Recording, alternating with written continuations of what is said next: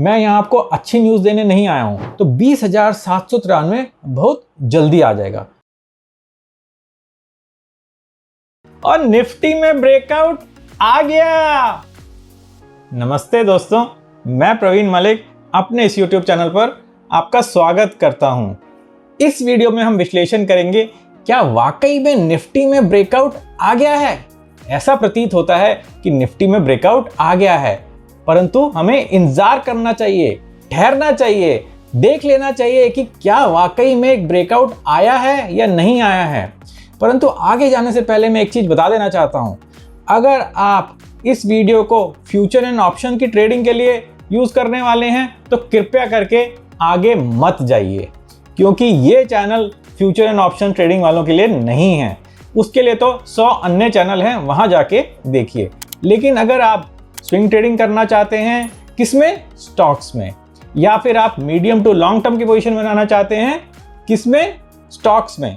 तो फिर आगे चलिए, क्योंकि निफ्टी का रुझान देख के हमको स्विंग ट्रेडिंग करनी चाहिए या मीडियम टू लॉन्ग टर्म की पोजीशन बनानी चाहिए।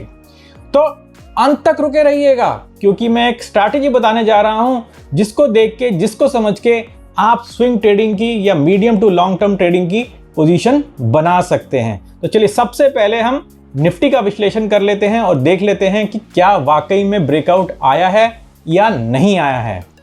तो यहाँ पे मैंने निफ्टी का चार्ट खोला हुआ है, तो ऐसा प्रतीत हो रहा है कि निफ्टी में एक बहुत ही अच्छा ब्रेकआउट आया है।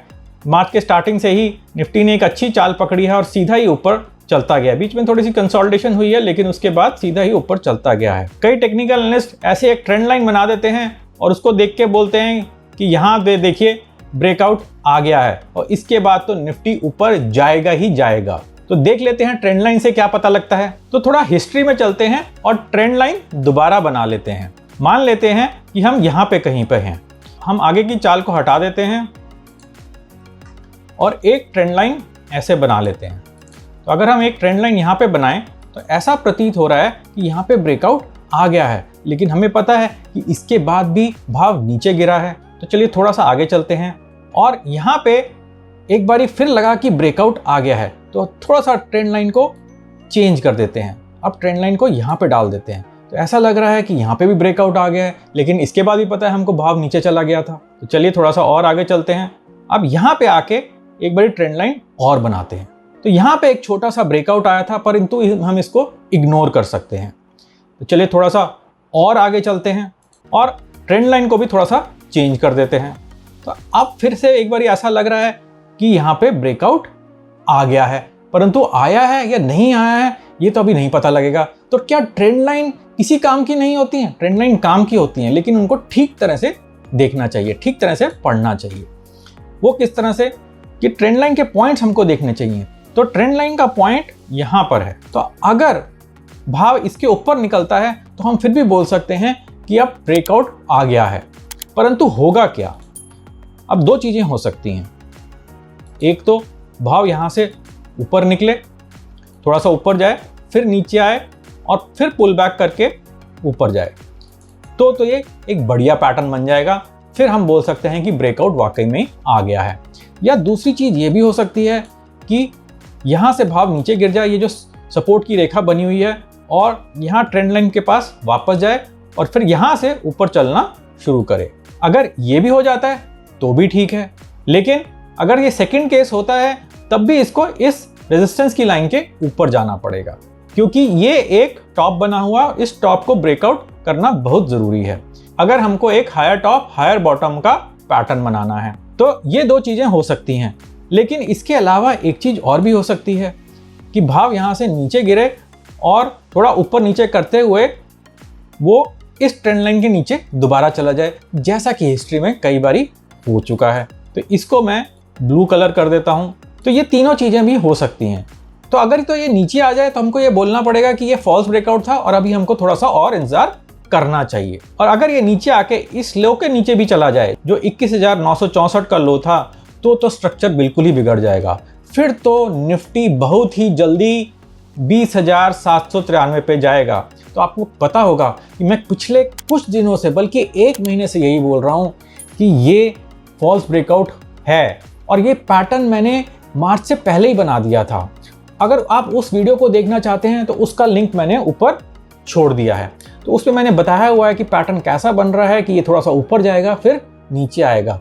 और मैंने ये कैलकुलेट भी किया था, फिबोनाची के द्वारा कैलकुलेट किया था कि 20,793 का लेवल आ सकता है। तो वापस आ जाते हैं।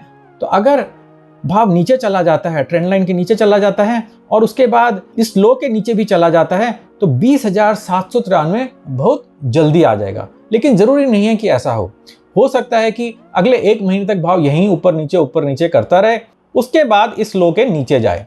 अगर भाव 1 महीने बाद इस लो के नीचे जाता है तब भी 20,793 आएगा। तो मेरा कहने का मतलब ये है कि 20,793 की संभावना बहुत ज्यादा है। अब वो कब आएगा, अगले सप्ताह आएगा कि अगले महीने आएगा, वो तो समय ही बताएगा, लेकिन इसकी संभावना बहुत ज्यादा है। तो आप प्रिपेयर्ड रहिए। तो चलिए इन सब रेखाओं को हटा देते हैं और एक फिबोनाची से कैलकुलेट कर लेते हैं कि भाव कहां तक जा सकता है। तो अगर मैं फिबोनाची से कैलकुलेट करूं तो अगर भाव 23,150 के नीचे निकल जाए, मतलब एक 15 मिनट की कैंडल्स का जिसके नीचे क्लोज हो जाए, तो फिर रुझान डाउनवर्ड्स का हो जाएगा, नीचे का हो जाएगा। फिर हमको बिल्कुल अपर मोमेंटम में रहने की ज़रूरत नहीं है। तो अब आप लोग काफ़ी परेशान होंगे क्योंकि काफ़ी इन्वेस्टर्स, काफ़ी ट्रेडर्स इसी बाउंस का इंतज़ार कर रहे थे। वो सोच रहे थे मेरे स्टॉक का भाव आ जाए तो मैं एग्जिट कर जाऊं, लेकिन अगर ये निफ्टी फिर से डाउनवर्ड ट्रेंड में चला गया तो बहुत मुश्किल होने वाली है। परंतु मैं यहाँ आपको अच्छी न्यूज़ देने नहीं आया हूँ, मैं यहाँ अपना एनालिसिस शेयर करने आया हूँ आपसे। अगर आपको लगता है कि मेरा एनालिसिस गलत है तो नीचे कमेंट करके बताइए कि क्यों गलत है, आपको क्या लग रहा है, आप कैसे ट्रेंड लाइन बना रहे हैं, या फिर आप कोई इंडिकेटर देख रहे हैं। मैंने यहाँ पे सिर्फ प्राइस एक्शन देखा है और प्राइस एक्शन देख के मेरे को कॉन्फिडेंस नहीं आ रहा है। जब तक एक हायर हाई हायर लो का पैटर्न नहीं बन जाएगा मेरे को कॉन्फिडेंस नहीं आएगा। तो आपको कैसे काम करना चाहिए? अगर आपको स्विंग ट्रेडिंग की पोजीशन बनानी है, medium to long term trading की पोजीशन बनानी है, तो आप तभी काम करिए जब एक प्रॉपर ब्रेकआउट आ जाए, मतलब कि एक हायर हाई हायर लो का पैटर्न बन जाए, उसके बाद ही कोई नई पोजीशन बनाइए। तो मुझे बताइए कि आप क्या सोच रहे हैं, आप कौन से स्टॉक्स के बारे में सोच रहे हैं, आपको क्या लग रहा है कि कौन से स्टॉक अब अपर टेरिटरी में हैं, अपर ट्रेंड में हैं। तो नीचे कमेंट करके मेरे को अपने स्टॉक्स का नाम बता दीजिए, हो सकता है कि मेरा भी उन स्टॉक्स के बारे में कोई ओपिनियन हो। चलिए इस वीडियो को समाप्त करते हैं। तो आशा करता हूं कि आपको ये वीडियो पसंद आया होगा। अगर आपको ये वीडियो पसंद आया तो जोर से एक थम्स अप दीजिए और इस वीडियो को अधिक से अधिक शेयर करिए। नमस्ते और धन्यवाद।